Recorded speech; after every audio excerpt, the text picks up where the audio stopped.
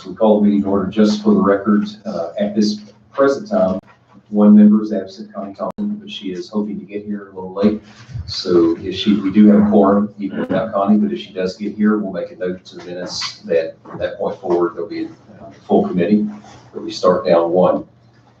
We begin with our minutes from December the 2nd, 2019, Finance Committee meeting. You've had those to look at. Any comments, corrections, or any notations on December the 2nd minutes from the Finance meeting?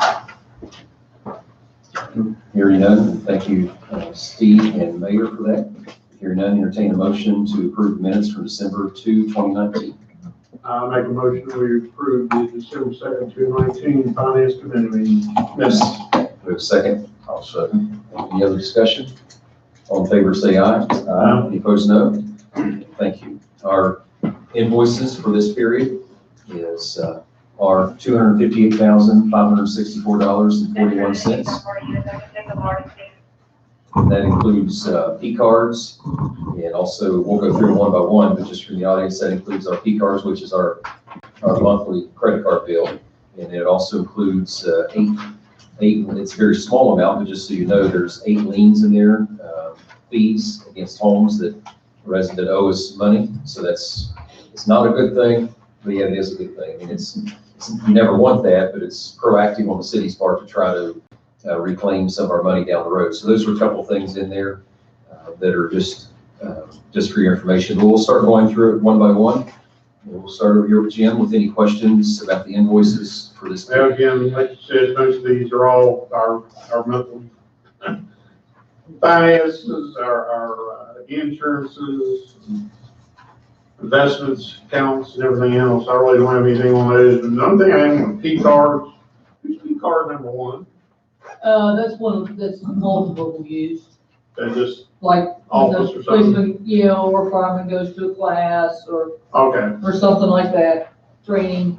I know most of them all had names beside them except for. Yeah, we have 4 cards. That's 1, 2, 3, and 4 that give out.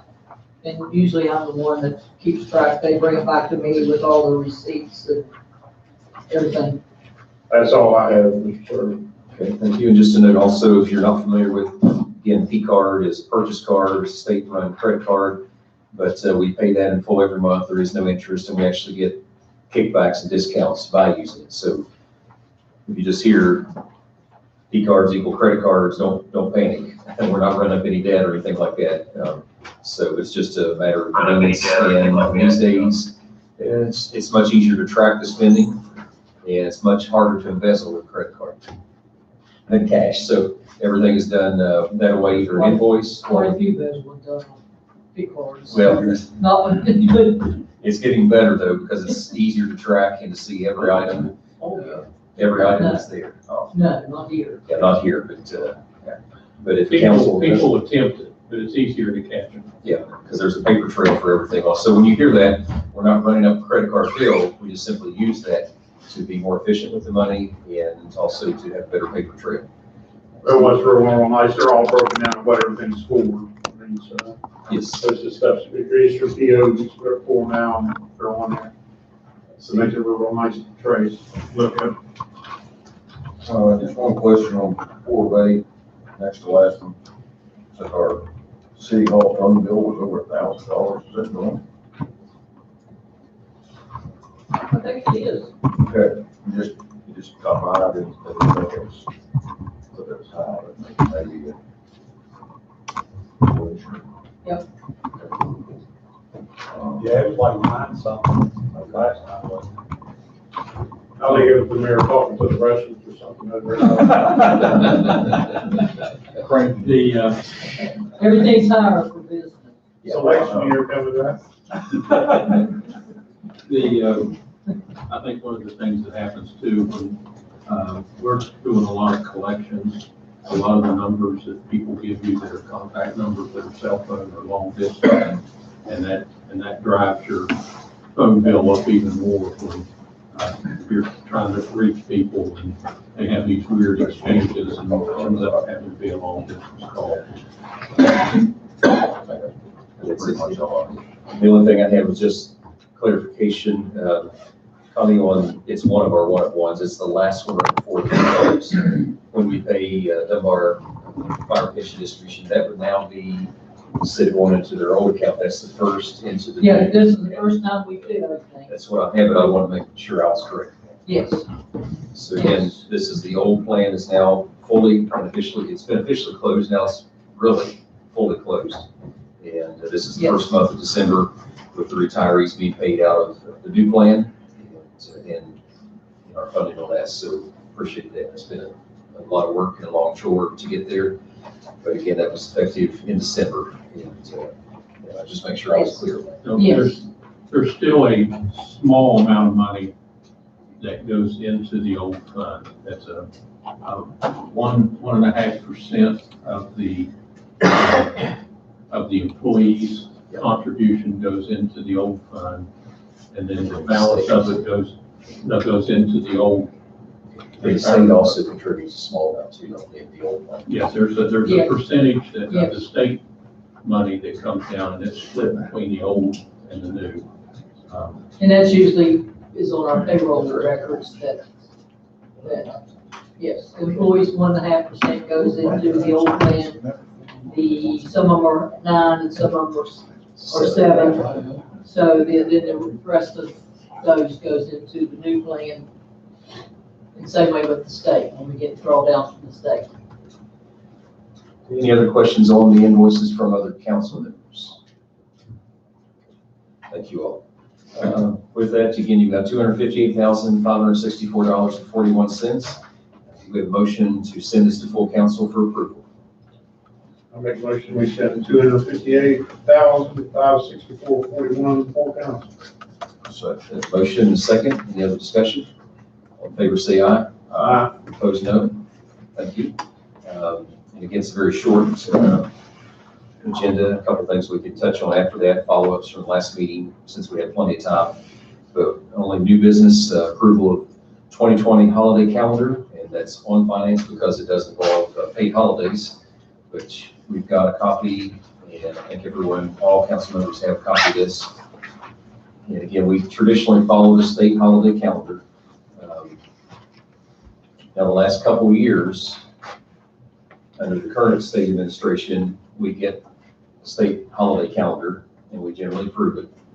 We set our calendar up, and then invariably, It's changed. it gets changed because this administration tends to willy-nilly change things on calendars, so we have to come back and see tonight. Just a moment, we'll be coming to that for this year, even though we already approved it, there's a new change. But this is the proposed 2020 state holiday calendar. And again, we traditionally follow that, which gives our workers a paid holiday off. But it's all your traditionals, January 1st, Dr. Martin Luther King Jr. Day, President's Day, Memorial Day, West Virginia Day, Independence Day, Labor Day, Columbus Day, Veterans Day, Thanksgiving Day, day after Thanksgiving, Christmas Eve, and again, it's noting for 2020 half a day, and then December the 25th for Christmas Day. So this is the proposed state holiday calendar.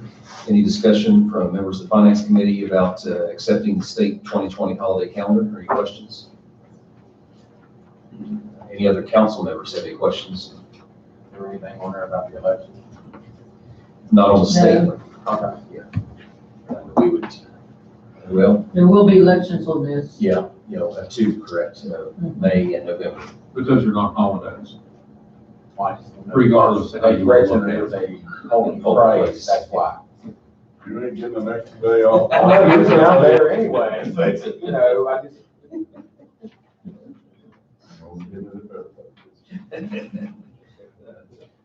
If there's no questions about the state holiday calendar for 2020, entertain a motion that we recommend full council adopt this as our holiday calendar as well.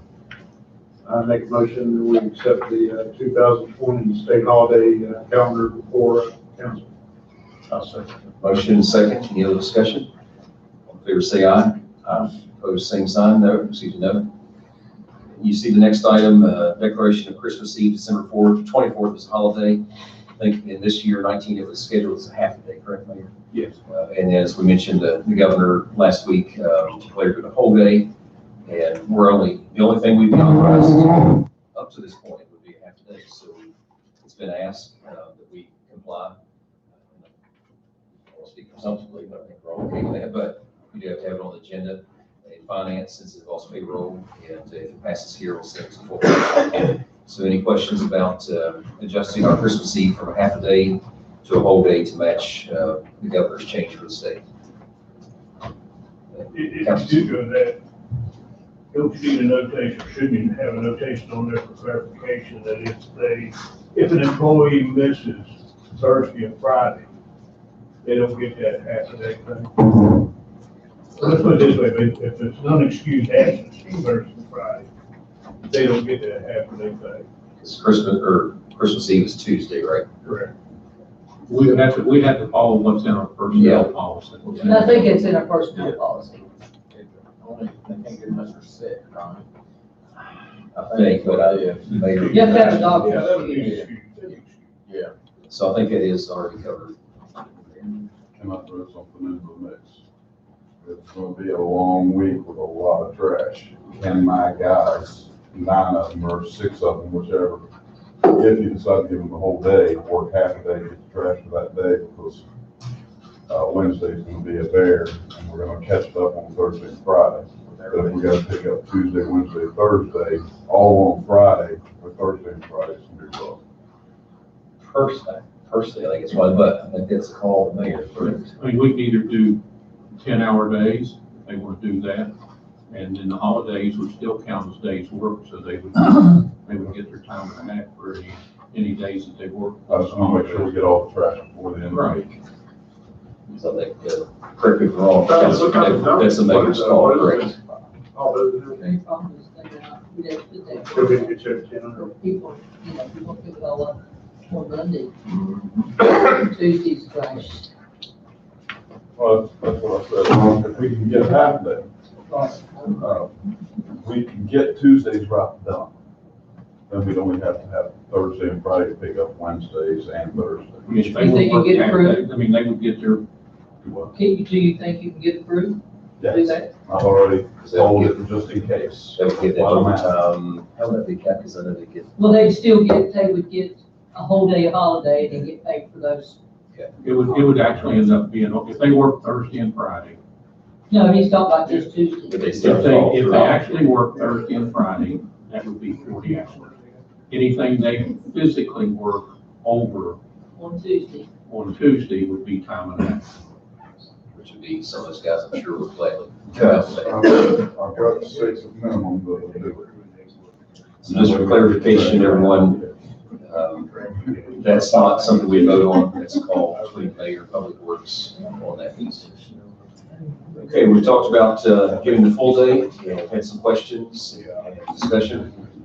Do we have any other questions or motion to approve a full day for Christmas Eve, full paid holiday? Just a note for the record, Connie is here now for the rest of the meetings. Do we have a motion? I would make a motion that we, give the employees half a day on December 24th. Meaning a whole day, correct? A whole day, Okay. yes, the other half. So we have a motion. Do we have a second? Second. Okay, any other discussion? All in favor, say aye. Any opposed, no? Thank you. Thank you, Mike, for the question.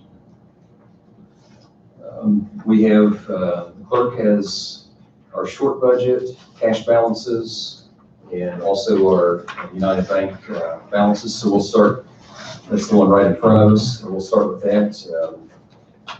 Clerk, if you want to go over everything on bank balances, and again, just a general reminder, always feel free to share the dollar amounts with anyone, because it's open government, but not to pass this out because it's marked out with a Sharpie, but you don't want anybody to be able to figure out our account numbers. As you've seen, so far I've been able to get the Dunbar Seniors Fund on there. Still working on our capital improvement fund, so they'll get it on there. It was registered wrong, whoever put it in there, so we're working on trying to get that. So all of our accounts will be on there. So we're still in good shape. Any questions from other council members for clerk on that? Again, that's effective Friday, close of business Friday. No, it's just a few minutes. Oh, okay, I'm sorry. Okay, thank you. I just saw your last visit, was thinking that was it. And we'll go now to, get your cash balances. We'll do that and then come with a short budget here in just a moment.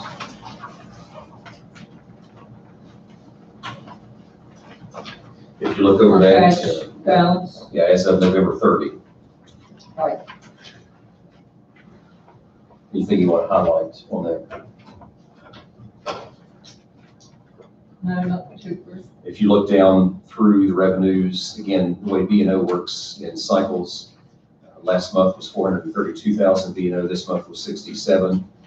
One, you're up and down all the time, with open and closing and holidays and all that, but it's also, someone comes up in, roughly every third month is always a good month, and the others are kind of straight. Well, but we got, on B&O. That's what I'm Now we talking gotta kind of get used to getting payments every month on our municipal garbage, so it'll take a while to get used to seeing. It'll look like it's we're down, but And sales tax check comes January. Generally, that one's a little better because that reflects Christmas sales, those type of things in the city. I'm gonna give you, for the month of November, Ogle had collected $1,100 for that month. What Betamax collected somewhere disappeared. $3,329. What they, $3,329. That's for what period? That's, what they had collected for the month of November. So with Datamax, 50% of that goes to them, the other 50% goes to the fireman's pension. Right, And Ogle, whatever the rest of the name is, that's yeah, then that's calculated, and the rest of it goes, to us, and then they get the percentage. Okay. Yep. And that's a sliding scale, and it's been a while since we're on that, it's a sliding scale. yeah. Can you give me that amount on Oval and Atkins? Ogle and Atkins was $1,135. Thank you. Any questions for the clerk on the cash balance sheet? We'll go to our short budget for the month of November. And you should be, the goal when you come into this end of November is 42%. And again, always keep in mind as you look through the expenses and even on the income, but especially expenses, there are a few items that are seasonal, such as the pool. It's a 69, but it's closed down. Of course, then you have a couple months in the spring. And there's a couple fees that the mayor's office has to pay that are almost 100% done because that's a once a year fee. But as far as your ongoing departments and the day-to-day operation, you should be targeting around 42%. So we'll start working through that. First, go with anything you want to point out, Connie, and then we'll go to any Just questions. remember too, the fire department, we took that 200,000 out, so it makes him up a little. Yeah, so if you go to, that's page 915, under fire department, that's account 706, the very last line in their category, contributions to pension.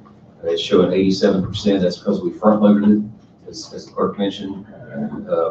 There's a couple of monthly payments in there, but then also we added the other 200,000 to get that fund started. So the end of the year will come out balanced, but we've had to front load it to get it started. So that's why that one is out of whack. Overall, the rest, anything you want to highlight for us? Yeah, that's, As we went through it, and hopefully the rest of your council went through it as well, for the street construction, of course, because again, we tried to get a lot done before winter, so that's high, but again, we're not paving for a good while now. So that'll come out as well, and then we'll see what we've got left in the spring. But most departments are on track, staying right in that 40 to 43% in there. Even, and you see under fire where they had several truck repairs, it's up, but then there are other departments are in line, and they're struggling with overtime now, but they're right on 42% in their salary. Police, it's page 4, correct? Page 4. They're also police department. They're at 43%, which is close, and they're dealing with a shortage also, a lot of overtime. So they're within 1%. So thank you to department heads, working with the mayor and clerk and the rest of us to try to keep everything in line. Next one, of course, will be 50% when we get to our next reports. Any questions for the clerk on the short budget? I have one comment for nothing coming bill.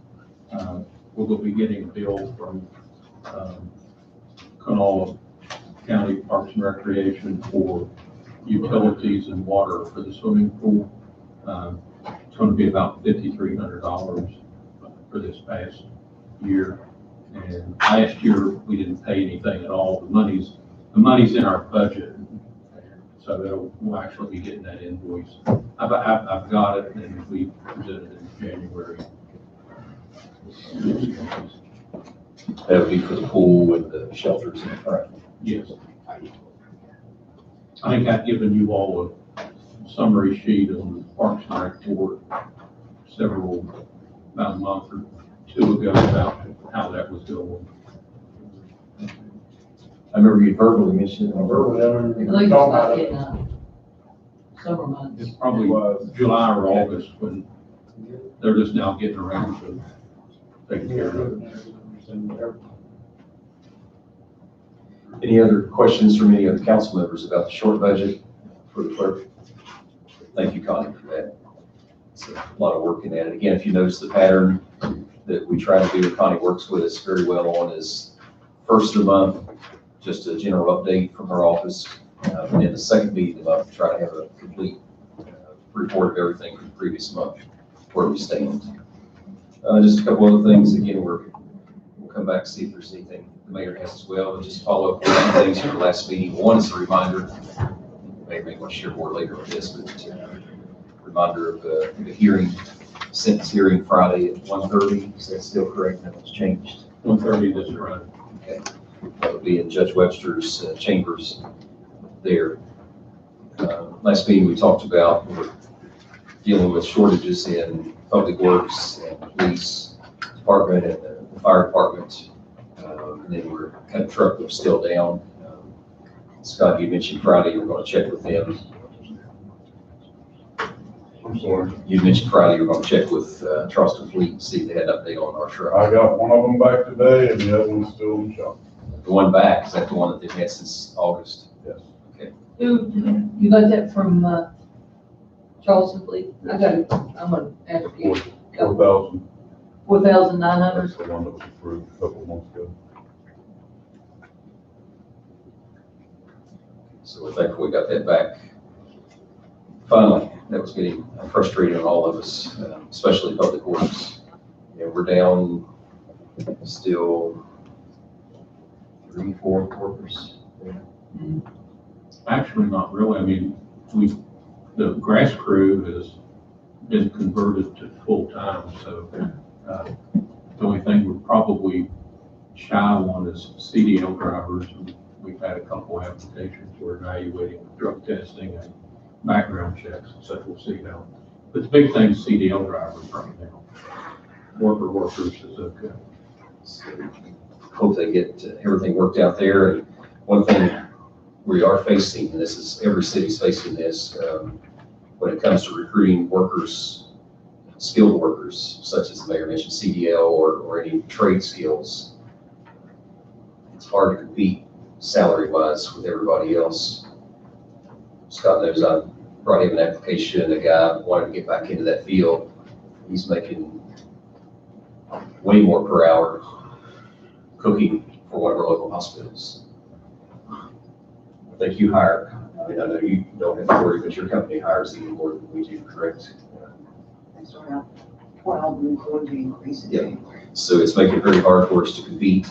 We do have the benefit of insurance and a very good cost of insurance compared to anywhere else you would go work.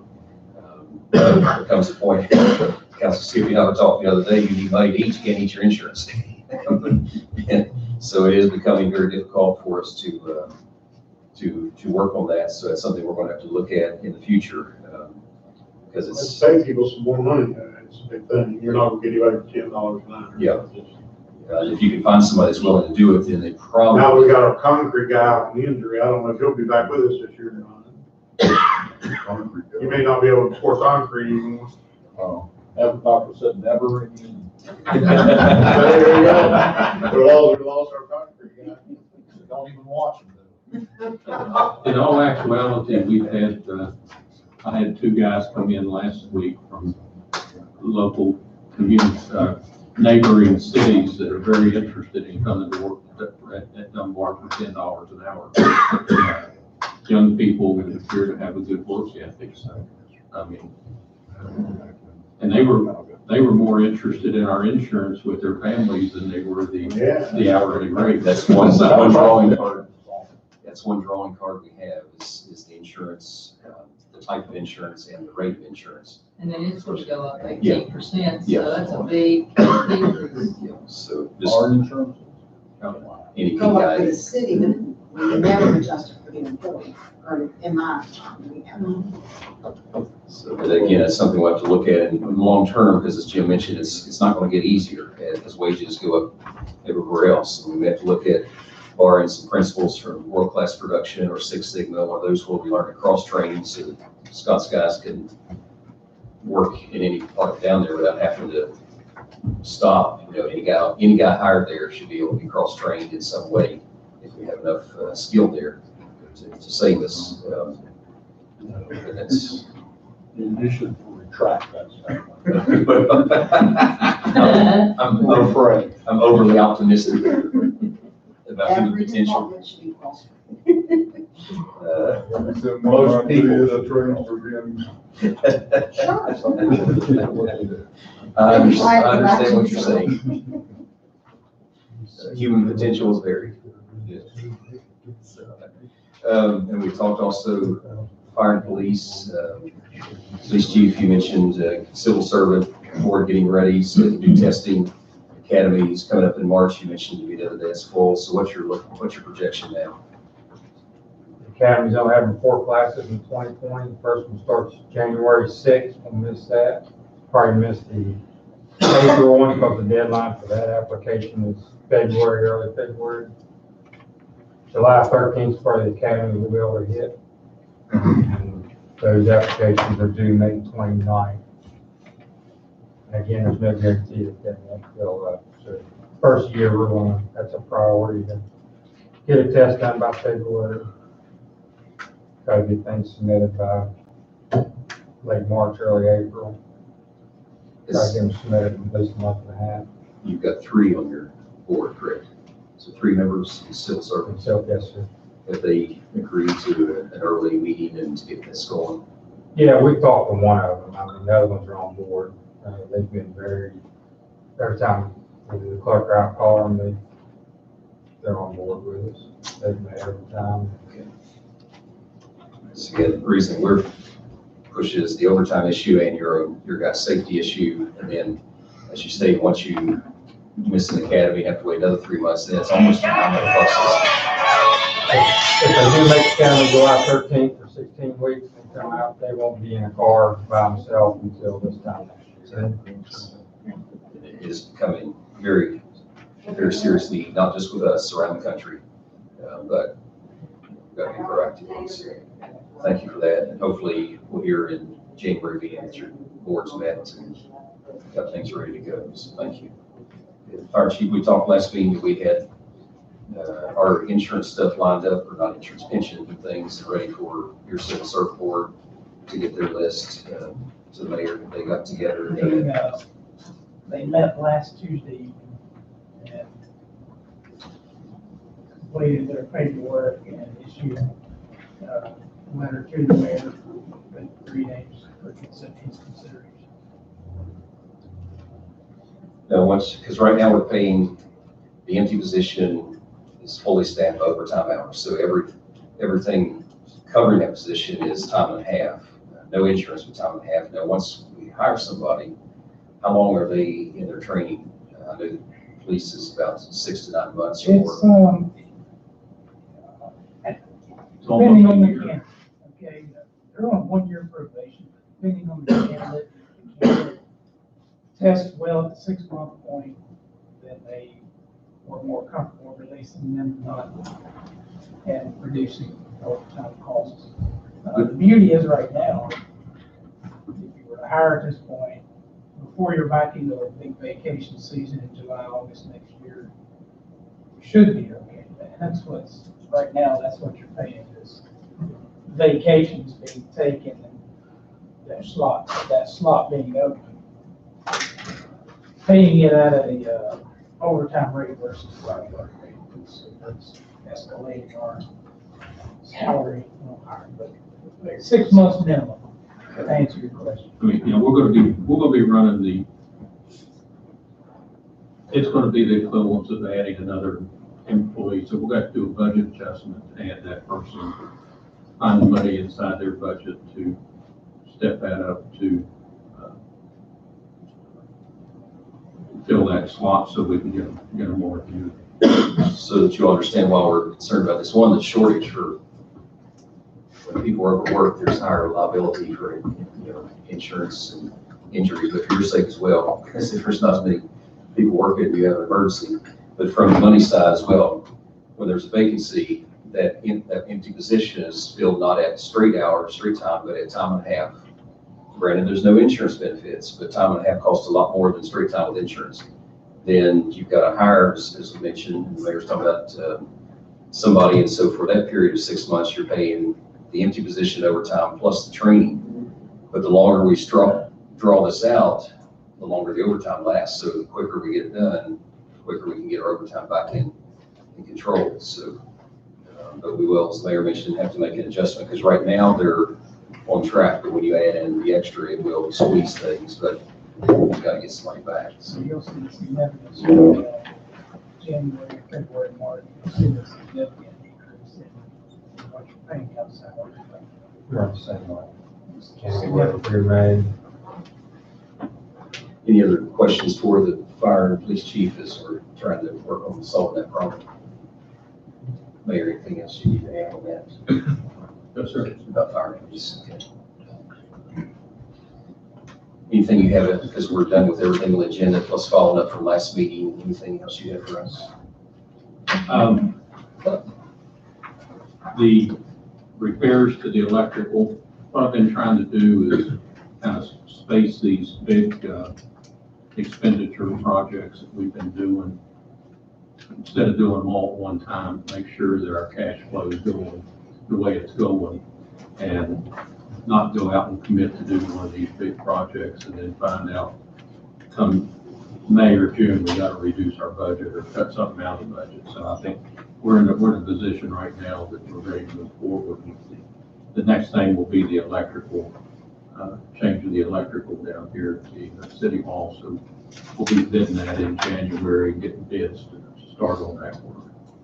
And then right after that, we'll be working on getting the floor of the senior center taken care of.